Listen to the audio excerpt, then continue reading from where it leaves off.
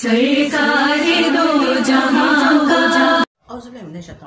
बिस्मिल्लाहिर्रहमानिर्रहीम। अस्सलाम वालेकुम।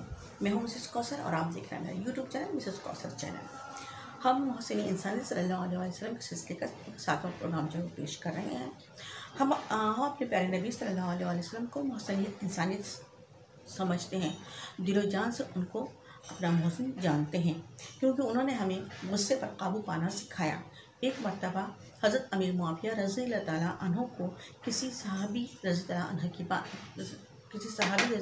की बात पर गुस्सा आ गया, तो उन्होंने अपने गुस्से पर काबू पाने के लिए अपने घर तशरीफ़ ले गए और कुछ देर बाद वापस आए तो उन्होंने फरमाया, हुज़ूर सल्लल्लाहु अलैहि वसल्लम ने फरमाया है कि गुस्सा शैतान की उकसाहट से पैदा होता है। शैतान की तख्लीक आग से की गई है और आग पानी से बुझाई जाती है। लिहाजा जब किसी शख्स को गुस्सा आए तो वो नहा ले।